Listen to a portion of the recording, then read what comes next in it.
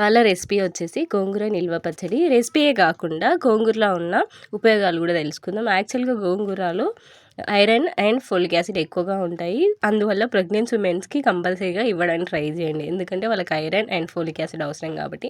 నా ప్రెగ్నెన్సీ టైంలో ఇప్పుడు నేను చూపించే నిల్వ పచ్చడి డైలీ మార్నింగ్ తీసుకునేదాన్ని, వీక్లీ వన్స్ వేసేదన్నమాట అమ్మ. ఎక్కువ రోజులు నిల్వ ఉన్నాయి తినొద్దు కాబట్టి.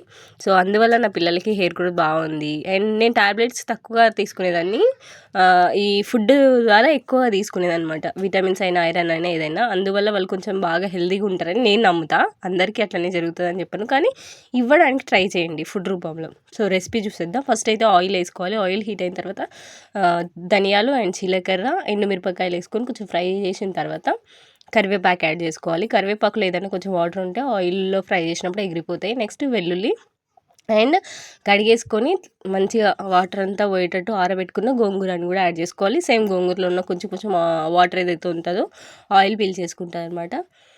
గోంగూర మంచిగా ఫ్రై చేసుకోవాలి. ఫ్రై చేసుకున్న తర్వాత దాంట్లోకి కొద్దిగా చింతపండు యాడ్ చేసుకోవాలి. గొంతు కొంచెం బాగాలేదు, ఊరికి వచ్చినాం, సిటీ వాటర్కి ఈ వాటర్కి నాకు కొంచెం గొంతు ప్రాబ్లం అయిందనమాట. ఇక వీడియోస్ అప్లోడ్ చేయాలి టైం టు టైం కాబట్టి నాకు తక్కువగా అప్లోడ్ చేస్తున్నా, బట్ ట్రై చేస్తున్నా పెట్టడానికి. సో సాల్ట్ అండ్ పసుపు యాడ్ చేసుకోవాలి. వీడియోస్ అంత క్లారిటీ లేకపోయినా వీడియోస్లో చేసే ఫుడ్ చాలా బాగుంటుంది. సో అందుకోసమైనా నా ఛానల్ని ఫాలో చేయండి, ఏమంటారు సబ్స్క్రైబ్ చేయండి, ఓకేనా. అండ్ నెక్స్ట్ వచ్చేసి దీన్ని మంచి మగ్గించుకోవాలన్నమాట. సో మంచి మగ్గిన తర్వాత మరీ మాడిపోయేటట్టు మగ్గించుకోకండి, మనకు అర్థమవుతుంది అట్లా ఆయిల్ బయటికి తేలుతూ మంచి స్మెల్ వస్తుంది. అప్పుడు మనం స్టవ్ కట్టేసుకొని దీన్ని మనం మిక్సీ పట్టుకోవాలి. సో రెసిపీతో పాటు యూస్ఫుల్ వీడియోస్ అన్నా కదా, సో కరివేపాకు, గోంగూర ఇలాంటివి ఎక్కువ తినడానికి ట్రై చేయండి. పిల్లలకు కూడా పెట్టండి, చాలా హెల్దీ. ఈ కుర్కురేలు, చిప్స్ వీటికి పెట్టే బదులు ఇట్లాంటి మంచి హెల్దీ ఫుడ్కి మీరు డబ్బులు ఇన్వెస్ట్ చేయండి. మీ పిల్లల హెల్త్ చాలా బాగుంటుంది.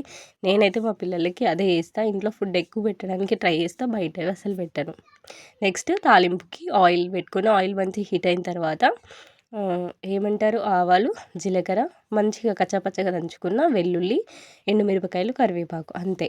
ఇవన్నీ వేసుకొని మంచి కొంచెం మరీ మాడిపోవద్దు, అట్లానే మరీ పచ్చి పచ్చిగా ఉండకుండా మంచిగా ఫ్రై చేసుకోవాలి. సో ఏమంటారు గోంగూరని మిక్సీ పట్టుకుని ఈలోపు మన తాలింపు అనేది చల్లగా అయిపోతుంది అనమాట.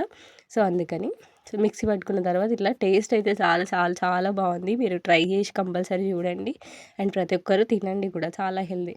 సో తాలింపులో మంచిగా మిక్స్ చేసుకున్న తర్వాత దీన్ని ఒక జాడీలోకి అయితే నేను తీసుకొని పెట్టుకున్నాను. చిన్న గాజు సీసా ఉంటే గాజు సీసాలోకి పెట్టుకున్నాను అనమాట. టేస్ట్ అయితే చాలా బాగా వచ్చింది.